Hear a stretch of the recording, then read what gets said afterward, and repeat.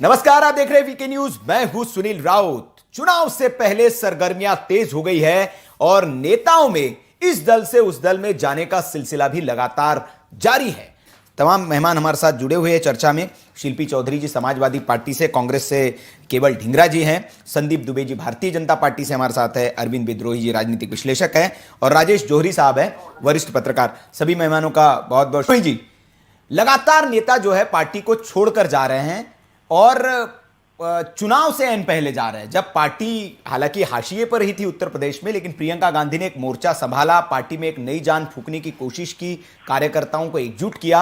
लेकिन चुनाव से पहले अगर बड़े नेता पार्टी छोड़ के जाए तो संदेश कार्यकर्ताओं में तो ठीक नहीं जाएगा। विद्रोही जी जी बिल्कुल सुनील जी, दरअसल राजनीतिक दल से कार्यकर्ता या नेता दो कारणों से पलायन करते हैं जी।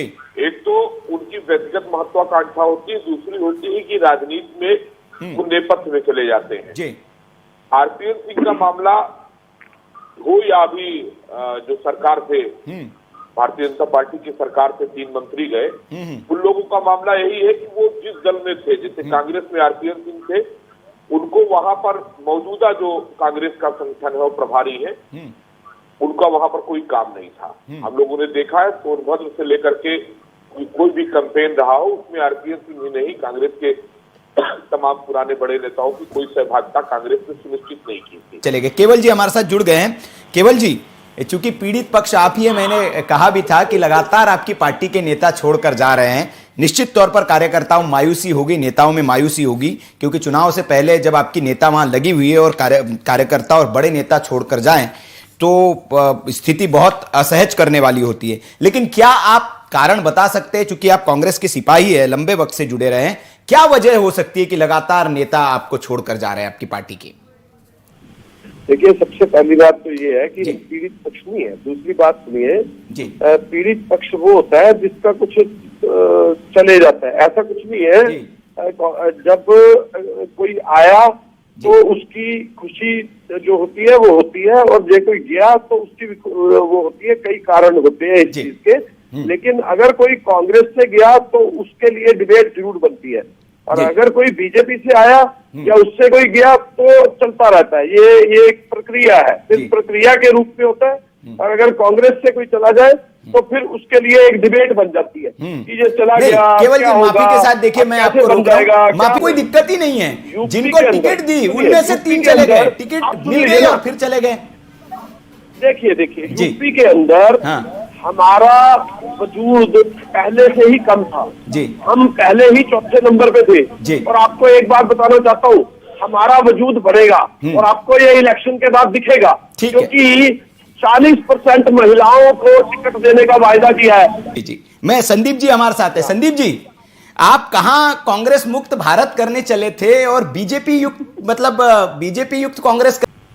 सुनील जी, सबसे अच्छी बात ये है कि मैं कभी कांग्रेस की आलोचना नहीं करता हूँ, क्योंकि कांग्रेस आलोचना के काबिल बच्ची नहीं है। अभी मेरे साथी कांग्रेस बोल रहे थे तो सुनील जी वो आपको समझाने की कोशिश कर रहे थे कि मीडिया नहीं समझ पाती है। सुनील जी, आप नहीं समझ पा रहे हैं, देश की जनता कांग्रेस को नहीं समझ पा रही है। कांग्रेस के कार्यकर्ता, कांग्रेस अब मेरे केवल जी मैं आ रहा हूँ, आपको मौका दूंगा। केवल जी आपको मिला था, कांग्रेस की जनता नहीं समझ पा रही है। इवन कांग्रेस को कांग्रेस के कार्यकर्ता नहीं समझ पा रहे हैं, और वो लोग भी नहीं समझ रहे हैं।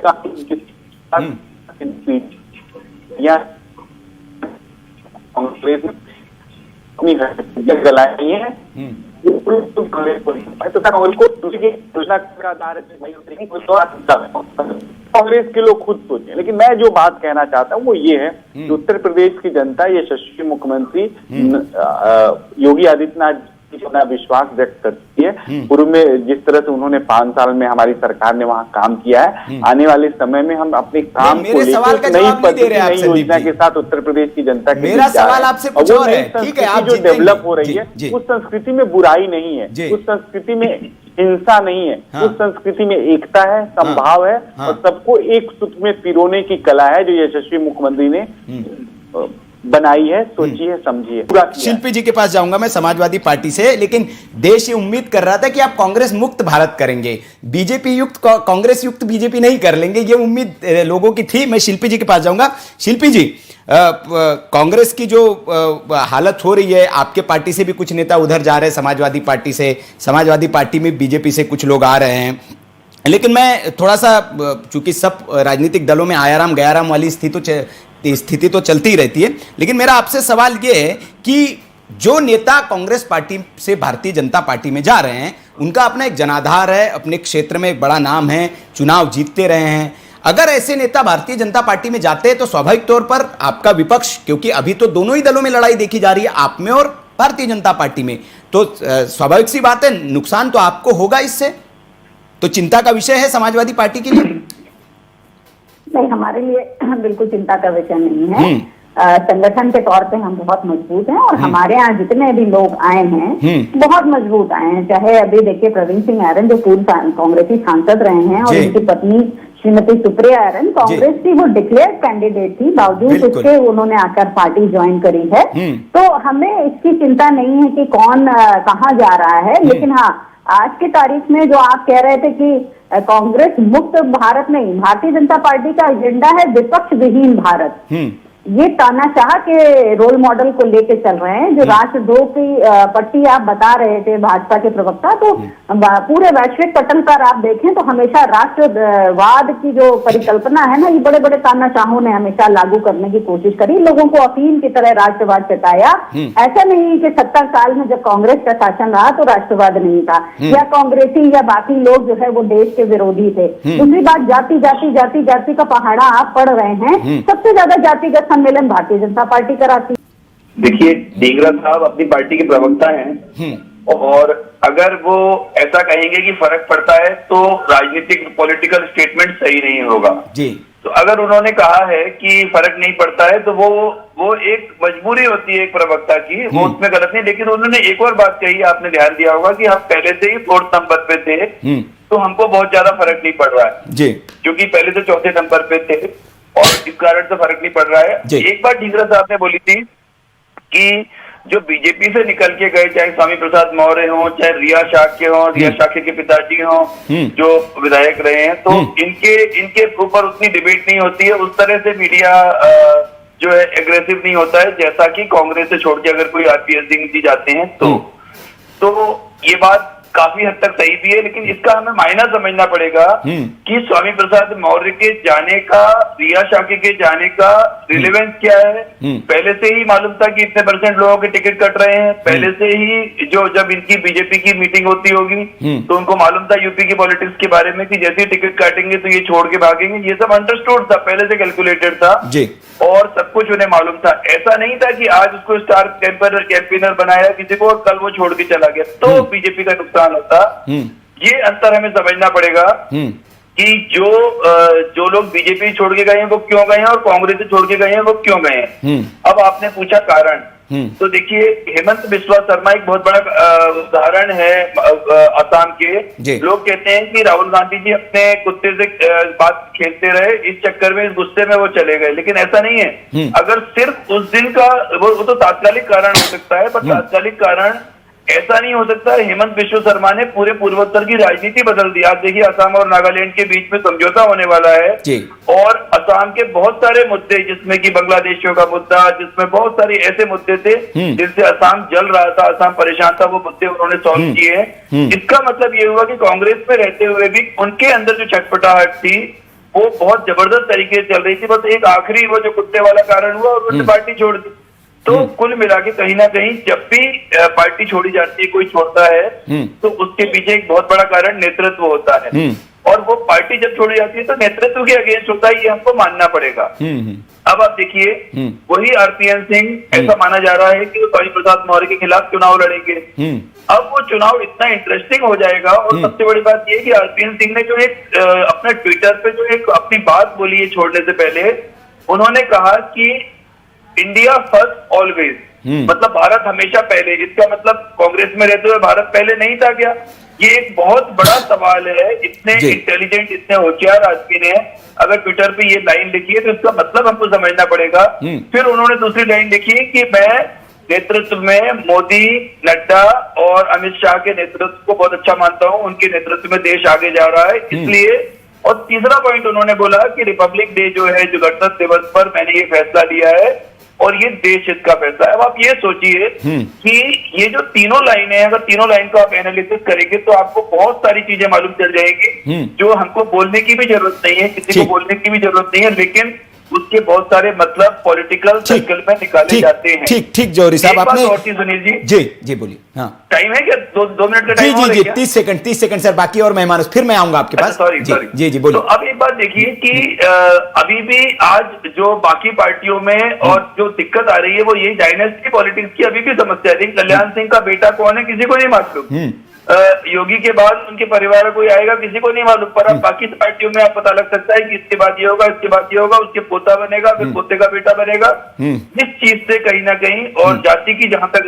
बात हो रही है तो जाति की बात हर पार्टी कर रही है और हर पार्टी की मजबूरी हो गई है कि बिना जाति की बात करे उसका जनाधार खिसक सकता है। ठीक है जौहरी साहब, आपने कहा, जो ट्वीट से आपने सवाल उठाया बिल्कुल गंभीर मुद्दा है, लेकिन उन्होंने एक बात और कही जब वो प्रेस कॉन्फ्रेंस में थे या जब उनसे बाइट ली, कि उन्होंने कहा कि जो 32 साल तक जिस कांग्रेस में मैंने काम किया वो कांग्रेस पार्टी अभी नहीं रही।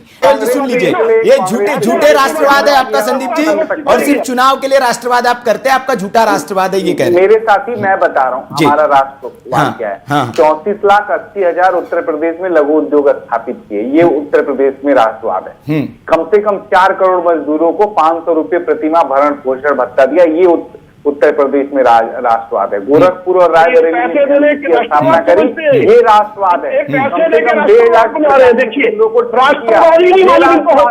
कम से कम 1.5 लोगों को परिवार को गैस कनेक्शन दिया, ये राष्ट्रवाद है। 4.5 लाख लोगों को सरकारी नौकरी दी, ये राष्ट्रवाद है। जो विकास है ना साहब, वो राष्ट्रवाद है। ये बहुत अच्छा राष्ट्रवाद। पूर्व राजीव जी कहते थे कि रुपया जाता है 97 रुपया भ्रष्टाचार का भेंट चढ़ जाता है, भ्रष्टाचार को रोका, सरकारी कहते हैं,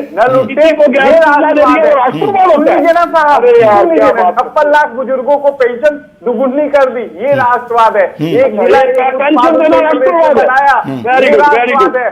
400 करोड़ का डिफेंस कॉरिडोर बनाया, 15 करोड़ लोगों को मुफ्त राशन मिला है, ये राष्ट्रवाद है। हर घर में पानी पहुंचाई और बिजली भी अब उत्तर प्रदेश के हर घर में आती है, एक ही जिले में नहीं आता 24 घंटे बिजली। और भी राष्ट्रवाद सुनना है, बता दूं और 2-4 ठीक है दुबे जी। कानपुर में हवाई अड्डा बनाया, हवाई अड्डा बनाया, प्रयागराज में बनाया। शिल्पी जी मुस्कुरा रही है, शिल्पी जी मुस्कुरा रही है। मैं शिल्पी जी के पास जाऊंगा, पहले विद्रोही जी से एक जवाब ले।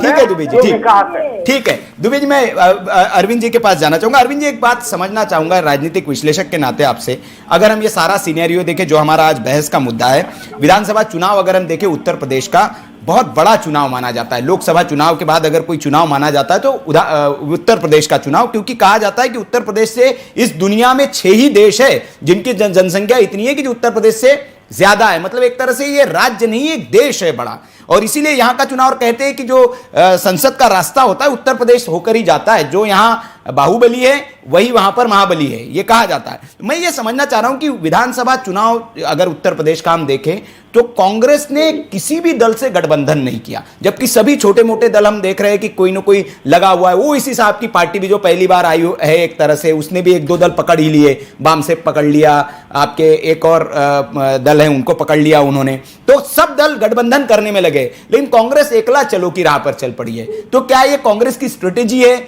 या फिर कोई इनके साथ गठबंधन नहीं करना चाहता है? क्या आप इसको किस तरह से देखते हैं इस सिनेरियो को?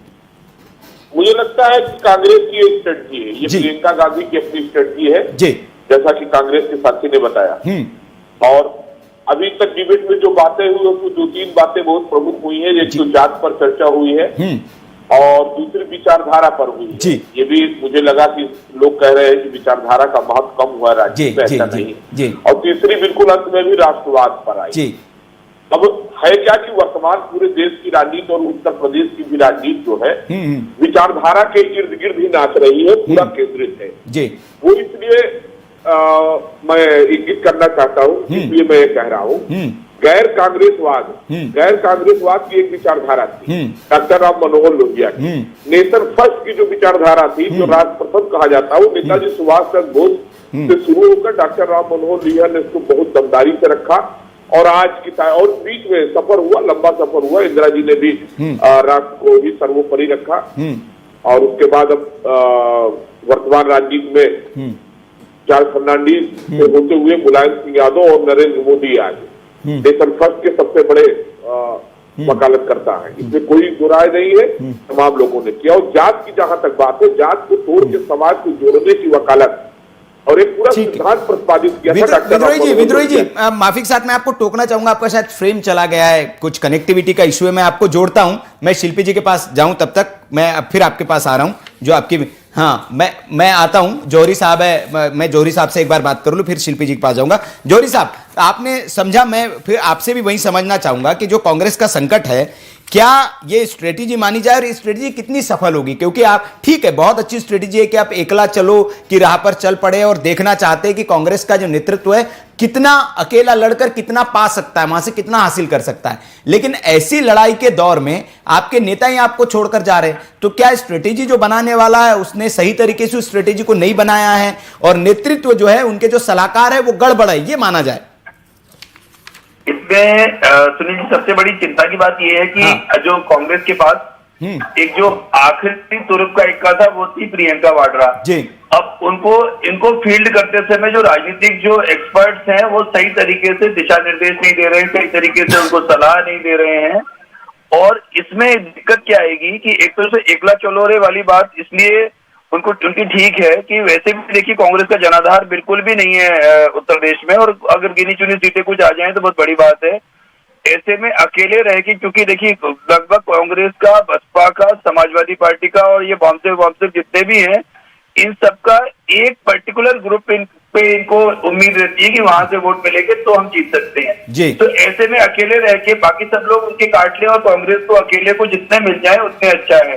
तो ये तो एक बात हो गई। दूसरी बात ये है, लेकिन आज बार बार जो बात आ रही है वो ये आ रही है कि लड़की हूँ, लड़ सकती हूँ। आपने उत्तर प्रदेश में किया, तो राजस्थान की जो अलवर में घटना हो रही है, ये उत्तर प्रदेश के सोशल मीडिया में आप देखिए लगातार आ रही है बात, बिल्कुल, कि जो अलवर की घटना हुई है उस पर आप क्यों नहीं बोल रही हैं, उस पर आपने एक भी बयान जारी नहीं किया। तीसरा इंपॉर्टेंट पॉइंट ये है कि कांग्रेस और बहुजन समाज पार्टी जो ऑनलाइन जो कैंपेनिंग है उस पर थोड़े कमजोर पड़ रहे हैं। ये लोग पता नहीं क्या कारण है, ये लोग ऑनलाइन पे उस तरह से फोकस नहीं कर रहे हैं जैसे बीजेपी है, समाजवादी पार्टी है, तो बड़ी जबरदस्त तरीके से दोनों लोग एग्रेसिव तरीके से कर रहे हैं और उसका कहीं ना कहीं नुकसान इनको हो सकता है। पता नहीं, ये लोग ट्रेडिशनल तरीके से जब प्रचार नहीं हो रहा है तो आपको ऑनलाइन में दिमाग लगाना पड़ेगा, आपको ऑनलाइन में अपना जो है अपने लोगों को लगाना पड़ेगा, अपने संसाधन लगाने पड़ेंगे, वो नहीं हो रहा है। और आखिरी बात जो सबसे इम्पोर्टेंट है, जो कि क्योंकि शायद इसके बाद समय ना मिले, कि अखिलेश ने एक बात कही कि पाकिस्तान हमारा असली दुश्मन नहीं है, इसके मतलब बहुत गहरे हैं। इस पर भी कभी ना कभी मतलब इस पर बहुत जबरदस्त तरीके से बहस चल रही है और कहीं ना कहीं जो है ये भी इसका बहुत गहरा इम्पैक्ट होगा वहां के चुनाव पर। जी जी बिल्कुल। मैं जौहरी जी एक और अंतिम सवाल आपसे मैं ये समझना चाहूंगा कि प्रियंका जी को तो लगी हुई है वहां पर लड़की हूं लड़ सकती हूं के तहत उन्होंने लगा, लेकिन आपने कहा कि ग्राउंड से सही रिपोर्ट, क्योंकि हमने एक बहस की थी और तमाम उन लड़कियों को हमने जोड़ा जो इस मुहिम से प्रभावित होकर कांग्रेस पार्टी के लिए तन मन धन से जुट गई, उन्होंने अपना धन भी खर्च किया और कैंपेन में लगी रही। और उसके बाद लेकिन उन लड़कियों के हाथ मायूसी लगी, उन्होंने कहा कि पैराशूट कैंडिडेट्स को टिकट दे दिए गए क्योंकि वहां तक बराबर बात ही नहीं पहुंचाई गई और वो हताश हो गई, मायूस हो गई, रोने लगी। तो जो एक जिताऊ कैंडिडेट थे उनको तो आपने टिकट दिया नहीं और जिनको टिकट दिया वो आपकी पार्टी छोड़ के चले गए एक तरह से। तो ये क्या ये मैनेजमेंट की कमी इसको आप मानते हैं? पूरे तरीके से फेलियर ऑफ मैनेजमेंट है ये। और अर्चना गौतम को टिकट दे दिया, क्या देख के दिया इन्होंने, आप देखिए कमाल की बात ये है। और अर्चना गौतम को कितने वोट मिलेंगे हम सब देखेंगे। और सबसे बड़ी बात ये होती है कि इन्होंने प्रियंका जी के जो एडवाइजर्स हैं वो उन्हें एडवाइस गलत दे रहे हैं। बिल्कुल प्रियंका जी, देखिए प्रियंका जी ग्राउंड की वर्कर तो है नहीं, ये लोग तो एक जो जैसे कहना चाहिए सोने की चम्मच लेके पैदा होने वाले लोग हैं। तो इनको तो ग्राउंड पे जो वर्कर्स हैं, जो पुराने अनुभवी पॉलिटिशियंस हैं, वो सही सलाह नहीं दे रहे हैं, इस कारण से इनका नुकसान हो सकता है। ठीक है, ठीक है, ठीक है, बिल्कुल आपने कहा कि ये ग्राउंड पर जो सही रिपोर्ट है वो नहीं जा रही, इसकी वजह से वो हो रहा है। और यही बात हमने कांग्रेस वर्कर्स की, तो उन्होंने कहा कि जो उनके सलाहकार है जो आते हैं यहाँ पर वो गलत रिपोर्ट दे रहे हैं, लड़ने वालों की बात ही नहीं कर रहे, पैसे भी ले रहे, इस तरह के उन्होंने आरोप लगाए। मैं शिल्पी जी के पास जाना चाहूंगा। शिल्पी जी, ये तमाम उहापोह जो मची हुई है इधर से उधर जो हो रही है, कांग्रेस तो हालांकि मैदान में ही नहीं, आप मानते हैं कि आपकी और भारतीय जनता पार्टी की लड़ाई है, लेकिन कांग्रेस में जिस तरह से उहापोह मची हुई है, फूट पड़ रही है, लोग इधर के उधर जा रहे हैं, मैं फिर वही दोहराऊंगा आपको कि क्या समाजवादी पार्टी में इस तरह की कोई चिंता की स्थिति नहीं है कि भैया ये जो नेता जा रहे हैं, आप भी जाहिर तौर पर अप्रोच तो कर ही रहे होंगे, कुछ हमारी तरफ आ जाए, सब उधर ही चले जाएंगे तो गणित गड़बड़ा जाएगा। नहीं, हाँ। समाजवादी पार्टी किसी भी तौर पे इधर से काट उधर में नहीं विश्वास रखती है, और हम अपनी तैयारी कर रहे हैं, मुद्दों को लेके लोगों के बीच में हैं। हमको कोई फर्क नहीं पड़ रहा है कि कौन जा रहा है। बात यह है कि ये शुरू से हर कोई जानता था कि जो कांग्रेस है वही भाजपा है।